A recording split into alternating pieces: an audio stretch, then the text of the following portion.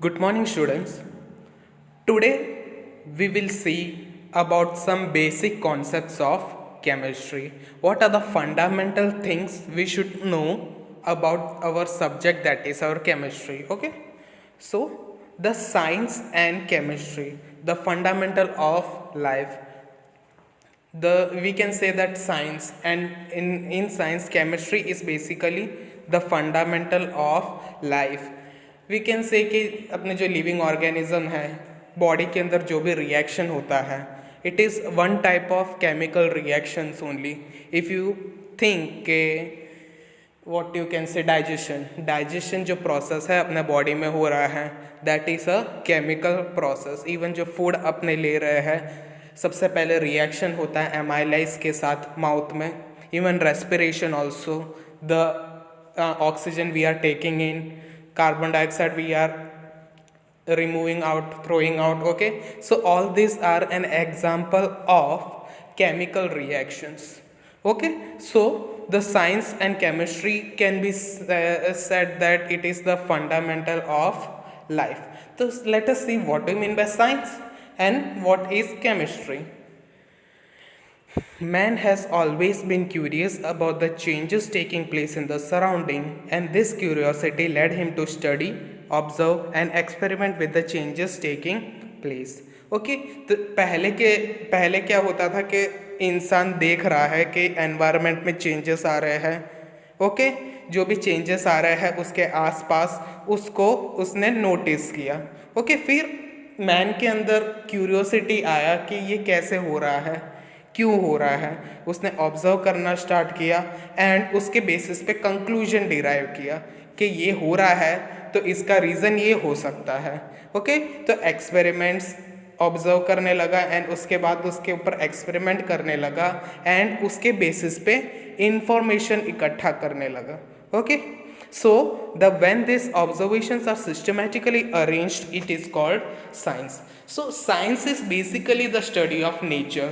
Nature के बारे में अपने को अपने जब स्टडी करते हैं, दैट इज बेसिकली साइंस. जो है उसको ही स्टडी करना है. Okay, now when we are studying तो क्या करना होगा, पहले ऑब्जर्वेशन लेना होगा. First we have to take the aim, then you have to observe the things and then you have to derive the conclusion. ऐसे मैंने कई सारे एक्सपेरिमेंट्स किए एंड सबका रिजल्ट जब मैंने सीक्वेंशियली रख दिया एक के बाद एक, तब मुझे एक थियरी मिला. Okay, so that is basically science, what we call is science. However, it is quite difficult to wrap up the definition of chemistry in just one line. Science का जो definition है, that means science is the study of nature, then it is over. Okay, या when this ये जो ऊपर दिया हुआ है वो definition अपने बोल दे science के बारे में, then it is correct. But chemistry के बारे में suppose एक सेंटेंस में डेफिनेशन करना हो, then it is usually difficult, क्योंकि केमिस्ट्री जो है वो एकदम वास्ट टॉपिक है. उसको एक सेंटेंस में डिस्क्राइब करना it is practically impossible. Still we can say कि chemistry is the study of composition, structure, properties and interaction of matter. Okay, तो अगर केमिस्ट्री जो वर्ड है उसको एक ही सेंटेंस में डिफाइन करना हो, देन वी कैन से कि chemistry is the study of composition, structure, properties and interactions of matter. Okay, now science is the great antidote to the poison of enthusiasm and superstition. Adam Smith नाम के एक Scottish philosopher ने science के बारे में ये कहा है कि science is the great antidote to the poison of enthusiasm and superstition. So जो अंधविश्वास था पहले के ज़माने में, ओके, तो वो अंधविश्वास को सप्रेस करने के लिए, अंधविश्वास को एक पॉइजन की तरह उन्होंने वो किया हुआ है कि अंधविश्वास इक्वल्स अ पॉइजन. सो वो पॉइजन की दवा क्या है, the antidote for that poison, for that superstition is science. Suppose कोई बोल रहा है सुपरस्टिशन में कि ये नहीं करना चाहिए, ओके, तो साइंस के थ्रू अपने प्रूव कर सकते हैं कि ये तो पॉसिबल है ही नहीं. Okay, So science is the great antidote to the poison of enthusiasm and superstition. तो जो भी पहले के ज़माने में रूल्स बनाया हुआ है on the basis of this superstition या अंधविश्वास, देन उसको काउंटरैक्ट करने के लिए उसके खिलाफ कुछ अपने को रखना है, then we can place the scientific laws. Okay, अब केमिस्ट्री के बारे में थोड़ा देखते हैं. Chemistry had been a very important role in our daily life, whether it is chemical, computing or even economical activities. Okay, तो केमिस्ट्री जो है वो कई सारे फील्ड में अपने काम में आता है. First of all chemical field में काम आता है, इवन कंप्यूटर्स के फील्ड में भी chemistry is important, and even for economy also. How economy we will see in detail. Computer chips is made up of highly purified elemental silicon that is chemically modified at the microscopic level, both in chemical composition and in spatial organization. Computers में जो chip use होता है वो किससे बना होता है? Highly purified silicon. And ये हाईली प्यूरिफाइड सिलिकॉन कैसे बना जाता है? Bye the chemical techniques. Various chemical methods are employed so that silicon is chemically modified at the microscopic level. Okay, so सबको ऐसा लगेगा कि कंप्यूटर में केमिस्ट्री कैसा इन्वॉल्व है. ओके, सो कंप्यूटर में मेन क्या है? जो कंप्यूटर चिप्स जो है वो किससे बना हुआ है? Silicon, pure silicon. एंड ये प्योर सिलिकॉन बनाने के लिए कौन सा फील्ड ज़रूरी है?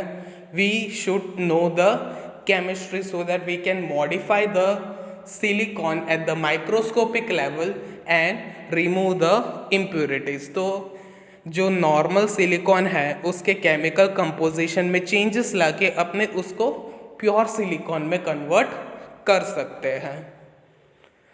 Different chemical composition of atmosphere make different weather at different places on the earth. Okay, तो एटमॉस्फेयर में जो केमिकल कंपोजिशन है वो सभी जगह अलग अलग है, एंड वो केमिकल कंपोजिशन डिफाइन करता है कि वो एरिया का एटमॉस्फेयर कैसे होगा. एग्जाम्पल देखते हैं. Higher concentration of oxides of sulphur and nitrogen in the atmosphere causes acid rain. Okay, तो सपोज एटमॉस्फेयर के अंदर केमिकल जो कॉन्सेंट्रेशन है सल्फर डाइऑक्साइड एंड नाइट्रोजन का जो कॉन्सेंट्रेशन है वो बढ़ जाए तो वहाँ पे एसिड रेन होने के चांसेस ज़्यादा है.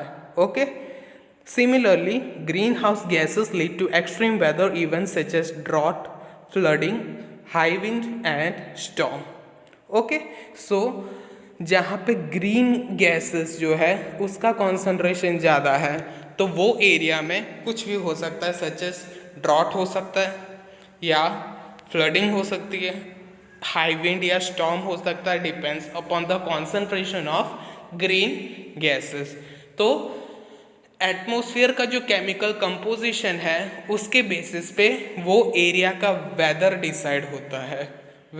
वहाँ पे वो जो क्लाइमेट है वो ड्रॉट के बेसिस पे होगा या वहाँ पे एसिड रेन होगा या वहाँ पे हाई विंड या स्टॉर्म या साइक्लोन आएगा. All this are dependent on the chemical composition of atmosphere. Even in our brain, nitric oxide acts as a messenger compound in the transmission of brain waves, and in the immune system it slow down the growth of tumor cells. अपने body में भी brain का जो message है, brain waves जो है उसको transmit करने के लिए नाइट्रिक ऑक्साइड यूज होता है, NO. So this nitric oxide it is acting as a messenger compound ताकि ब्रेन वेव्स को ट्रांसमिट किया जाए.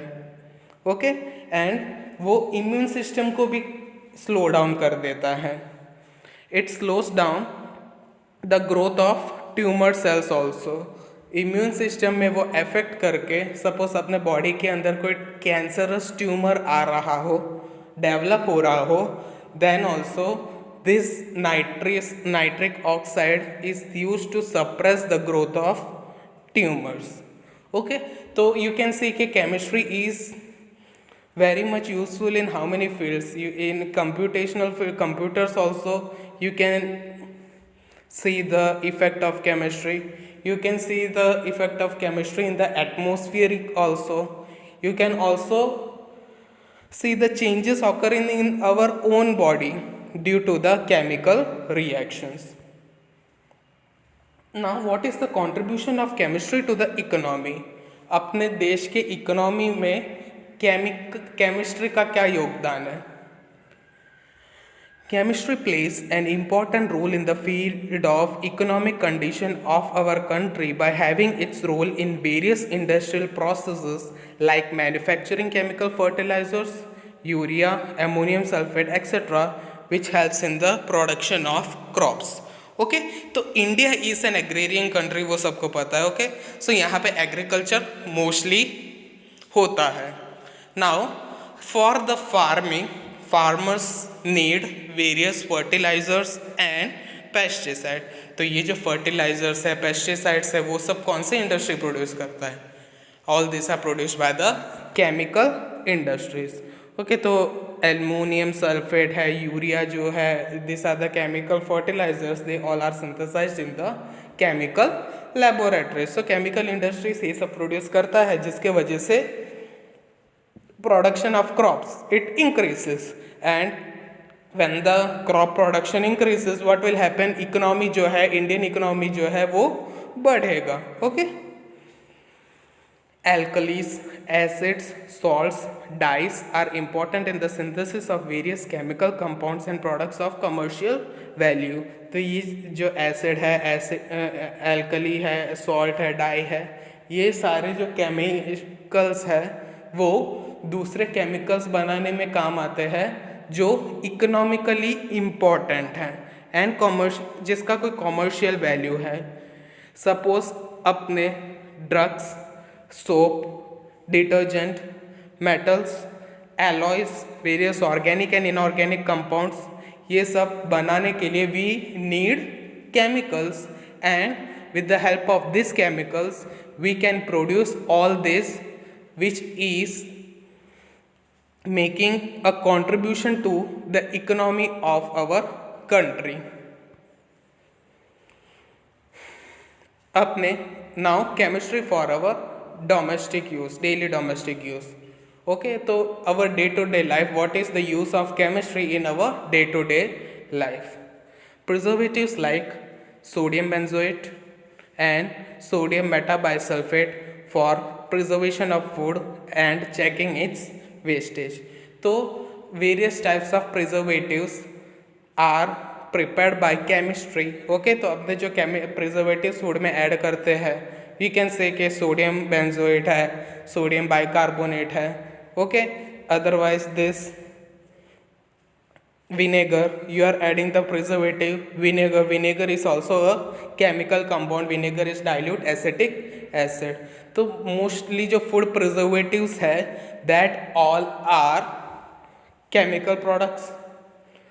Insecticides and pesticides like DDT, Gamexine, etc. are helpful for crop protection and storage of food grains. Okay, so chemical industries also produce insecticides and pesticides also, which is useful for the storage of crops also and for protection of crops from insects and pests.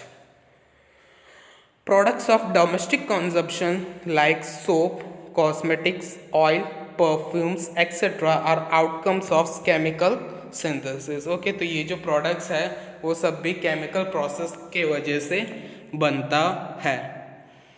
Healthcare products, skin cream and soap contains chemical compounds.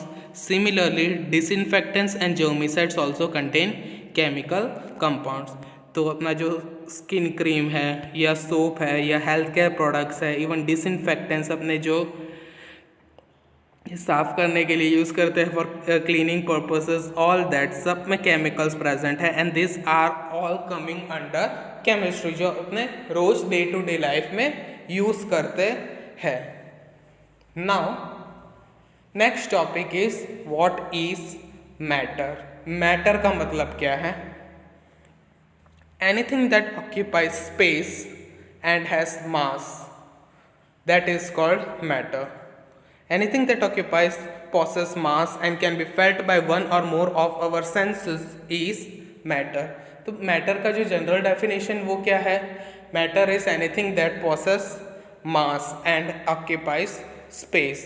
दूसरा definition ये बोल सकते हो कि anything that occupies मास, जिसके पास मास हो, okay, and जिसको अपने महसूस कर सकते हैं with the help of any our sensory organs. There are 5 sensory organs in our body, okay?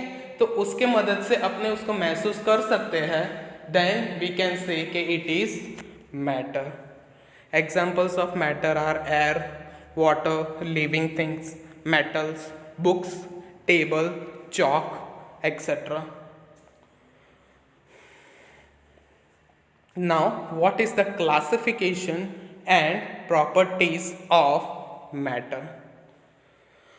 Matter have been further divided on the basis of the chemical and physical properties. तो matter को अपने chemical properties के basis पे and physical properties के basis पे classify कर सकते हैं.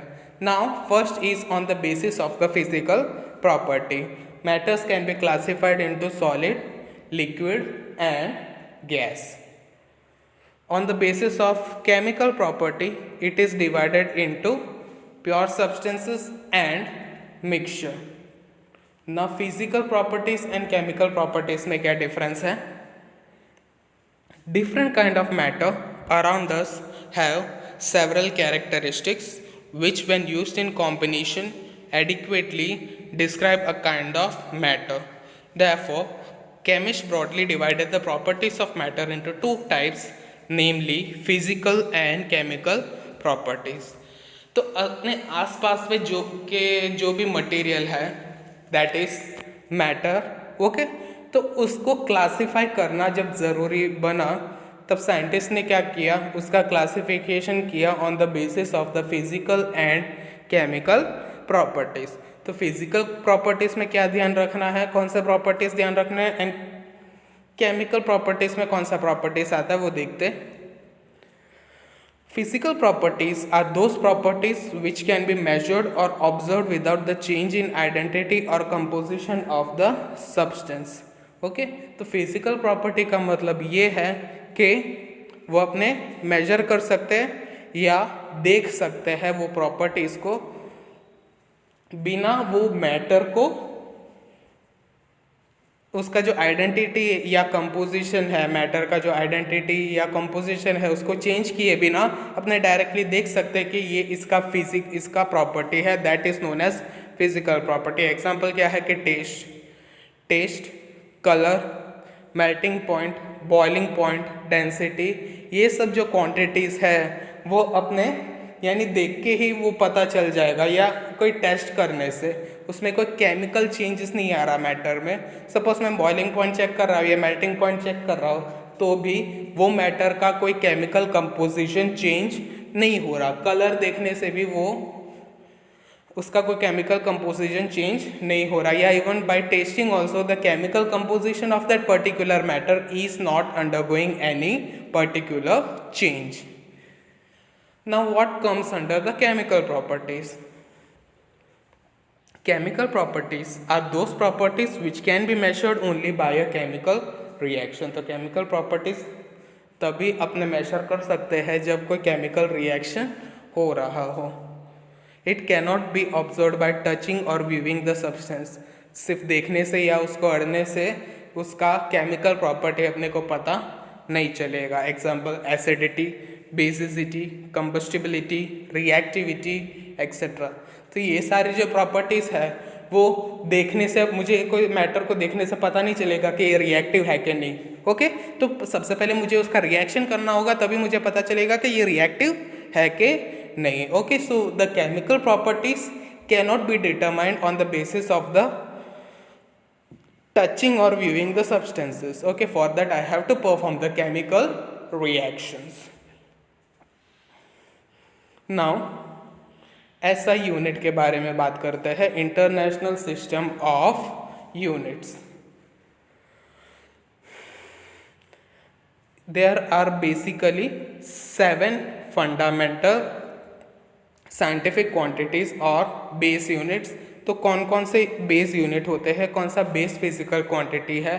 First is length, second mass, third time, fourth electric current, fifth thermodynamic temperature, sixth amount of substance and sixth luminous and seventh luminous intensity. Okay, तो length का symbol L है, unit है metre, mass is m, unit is kilogram, time is t, unit is second, electric current is I and unit is ampere, temperature is T and unit is Kelvin, amount is N and unit is mole, luminous intensity is IV and unit is SI unit is candela। Okay, so this ये जो है वो आपको 11th standard से आया हुआ है कि what are the 7 fundamental scientific quantities and what are the base units. Chemistry में कई सारे ऐसे बेसिक लॉस है which are the laws which comes in chemistry. तो first is law of conservation of mass, law of definite proportion, law of multiple proportions, Gay-Lussac's law of gaseous volumes and Avogadro law. तो ये सारे जो loss है वो आपने पढ़ा हुआ होगा। So these are the basic laws which we have to study in chemistry. The first is law of conservation of mass, law of definite proportion, law of multiple proportions, Gay-Lussac's law of gaseous volumes and Avogadro law.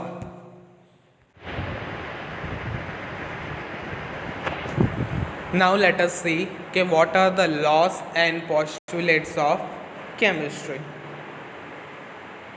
These are the laws, 5 basic laws which we have seen. Now first law is law of conservation of mass. Antoine Lavoisier established the law of conservation of mass. तो कौन से scientist ने ये law दिया था, law of conservation of mass? Antoine Lavoisier. It states that matter can neither be created nor destroyed. Okay, तो ये law क्या बोलता है, जो मैटर है उसको अपने बना भी नहीं सकते या डिस्ट्रॉय भी नहीं कर सकते।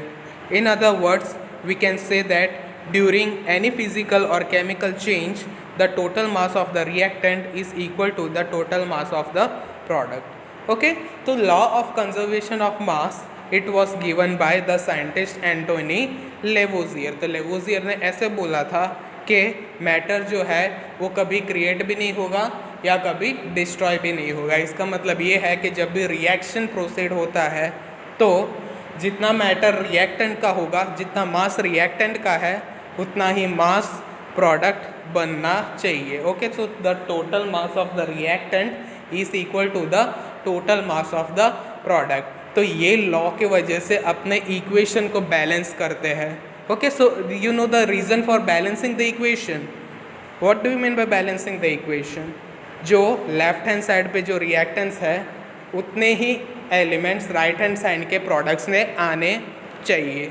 सो on the basis of this law of conservation of mass we are saying के द इक्वेशन और the reaction should always be balanced. Next law is law of definite proportion. Joseph Proust showed that a given compound always contains exactly the same proportion of elements by weight.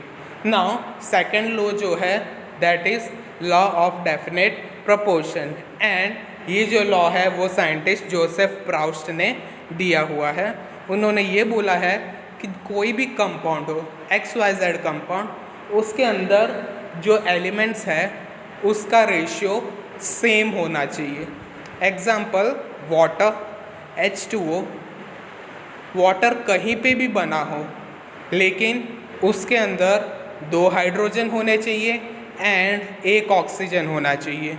If it is formed anywhere in the world, कहीं पे भी पूरे दुनिया में देख लो, लेकिन water का chemical composition क्या है? H2O। So that is the law of definite proportion. You can say कि HCl, HCl में हमेशा एक हाइड्रोजन H प्लस होगा एंड एक Cl माइनस होगा. Okay, so this is the law of definite proportion के the number of elements in any compound should be definite. Third is law of multiple proportion. Dalton proposed the law of multiple proportion. According to this law, if two elements can combine to form more than one compound, the mass of one element that combines with the fixed mass of another element is in the ratio of small whole numbers.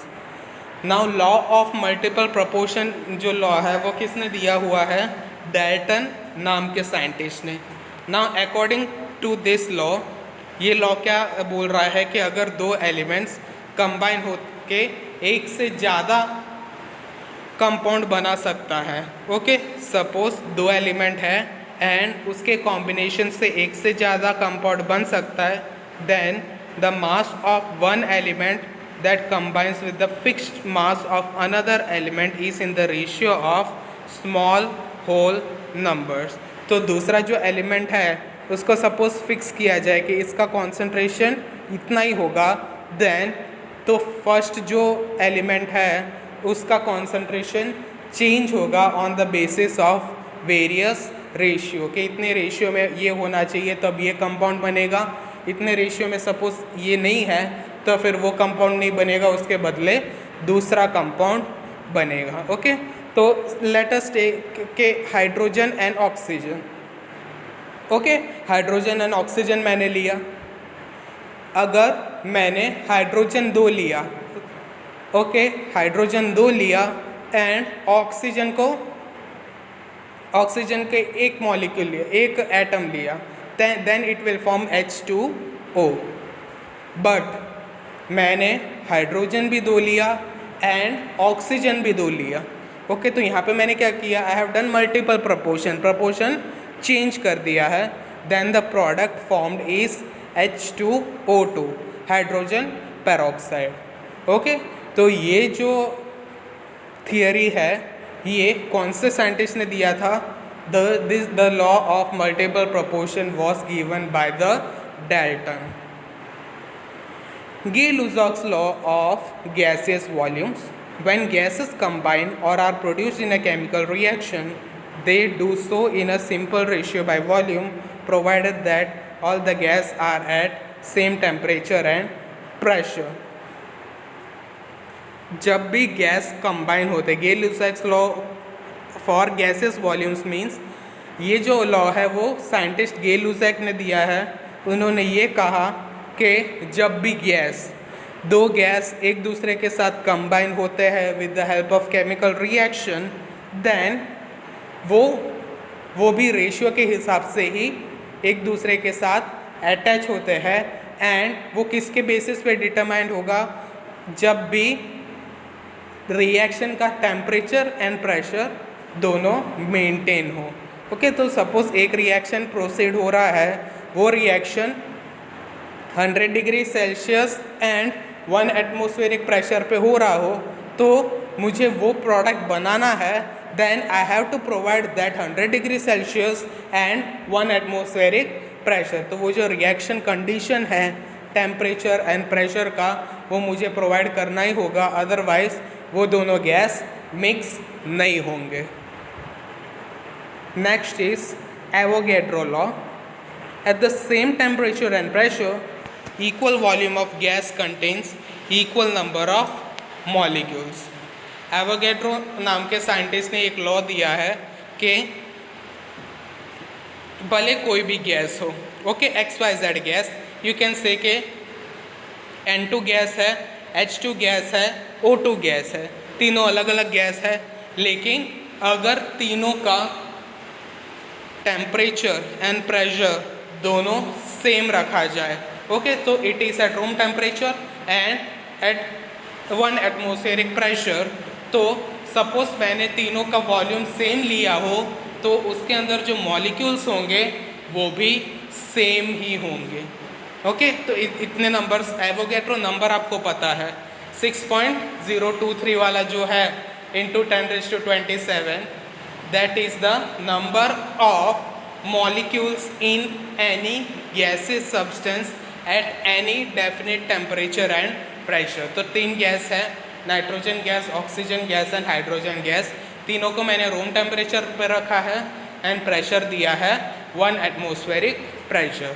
तो उसके अंदर, तीनों के अंदर कितने molecules होंगे, N2 के कितने मॉलिक्यूल्स होंगे, H2 के कितने होंगे एंड O2 के कितने होंगे. All the three will have the same number of molecules. Okay, so this is the basis of Avogadro law.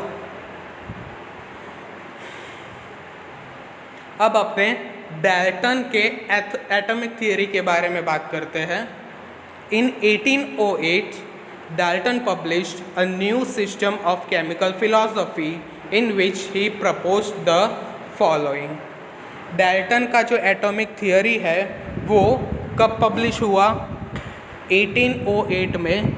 किस में पब्लिश हुआ, in a new system of chemical philosophy. तो डाल्टन के एटॉमिक थियरी में कौन कौन से पॉइंट्स थे वो अपने देखते हैं. तो first point of Dalton's atomic theory is matter consist of indivisible atoms. Matter जो बना हुआ है, अपने पास जो मैटर है वो किससे बना हुआ है, it is made up of atom and it is indivisible.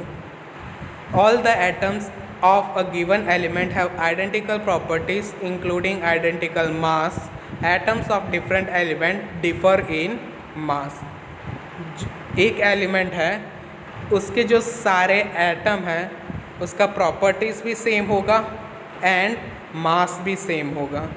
Different element के जो एटम हैं उसके प्रॉपर्टीज़ भी डिफ़र करेंगे एंड उसका मास भी डिफरेंट हो सकता है. बट अगर एटम एक ही एलिमेंट के हो then it will have the identical properties.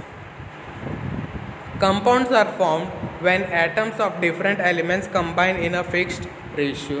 तो कंपाउंड्स कब बनता है, जब डिफरेंट एलिमेंट्स जो है, डिफरेंट एलिमेंट्स के जो एटम है वो एक दूसरे के साथ एक स्पेसिफिक रेशियो में कंबाइन हो रहा हो. ओके, अगेन H2O का एग्जांपल ले लेते हैं. When hydrogen and oxygen combines together in the ratio of 2:1 then it is a compound. You all know के water is a compound form from the elements hydrogen and oxygen combining in the ratio of 2:1. Chemical reactions involve reorganization of atoms. They are neither created nor destroyed in the chemical reaction. तो chemical reaction में क्या होता है, mostly atoms का reorganisation होता है. Atoms ना ही create होते हैं, नए बनते हैं, या ना ही डिस्ट्रॉय होते हैं. नए जो भी एटम है उसका सिर्फ अरेंजमेंट बदल जाता है, that's it. Now the important terms which we are using in chemistry. Now what is Avogadro number? The Avogadro number is 6.022 into 10 raised to 23.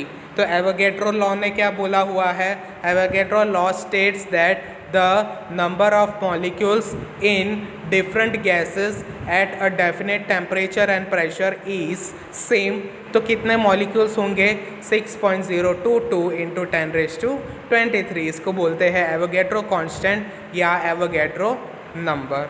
Okay, तो एक मोल के अंदर कितने पार्टिकल्स होंगे, 6.022 into 10 raise to 23 particles.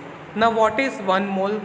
1 mole is the amount of a substance that contains as many particles or entities as there are exactly 12 gram of C12 isotope.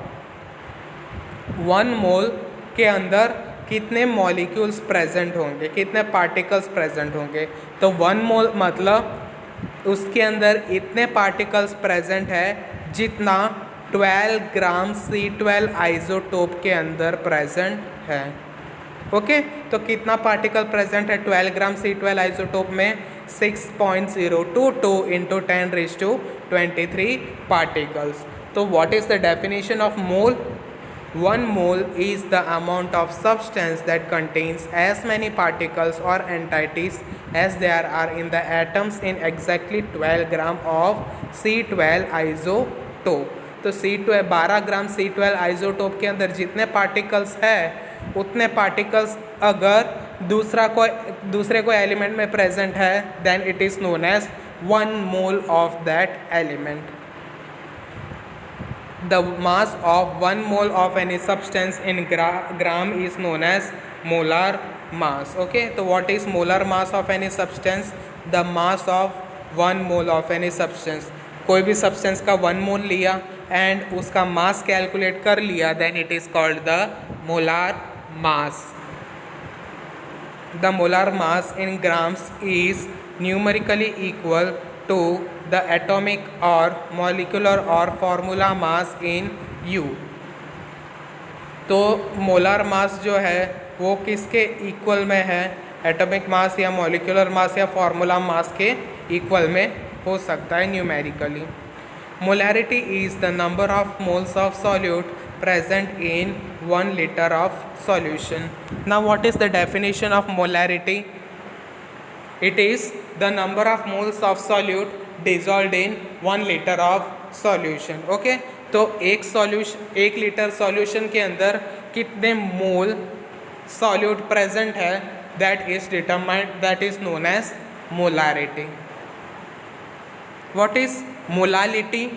The number of solute present in 1 kilogram of solvent. अगर 1 litre of solvent है then it is known as molarity. Similarly अगर 1 kilogram of solvent use हो रहा हो then it is known as molality. What is atomic mass? Average relative mass of an atom of an element as compared with the mass of carbon atom taken as 12 AMU. Okay, तो atomic mass मतलब it is a relative mass. C12 जो atom है उसके relative में जो mass आता है, average relative mass of an atom of an element as compared with the mass of carbon atom.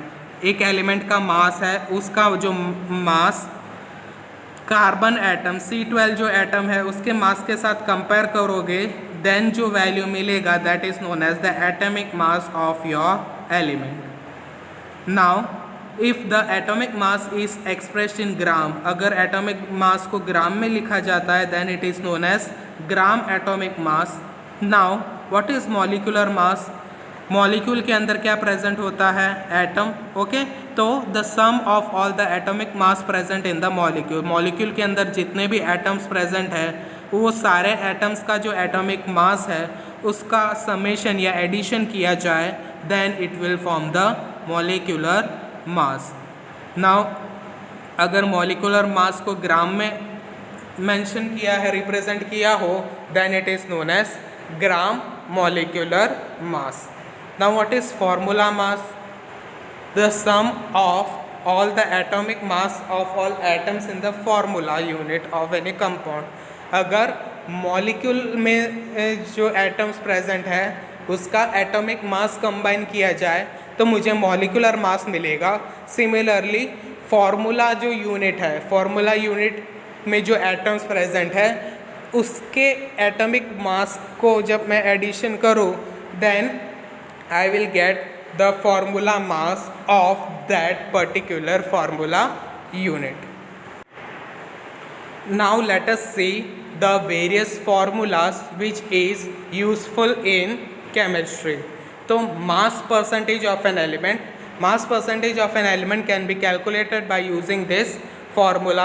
Similarly, mole fraction, molarity, molality, moles of an element, moles of one atom, moles of one compound, mass of one molecule, ये सब जो है वो ये formula के मदद से अपने कैलकुलेट कर सकते हैं. ओके, सो ये सारे जो फार्मूलाज है वो आप 11th स्टैंडर्ड से करते आ रहे हो, स्टिल किसी को याद नहीं होगा. So this is just for your revision के आपको बेसिक केमिस्ट्री के बारे में पता चल जाए and what are the definition, what is the history of chemistry and what are the various formula which is useful in chemistry.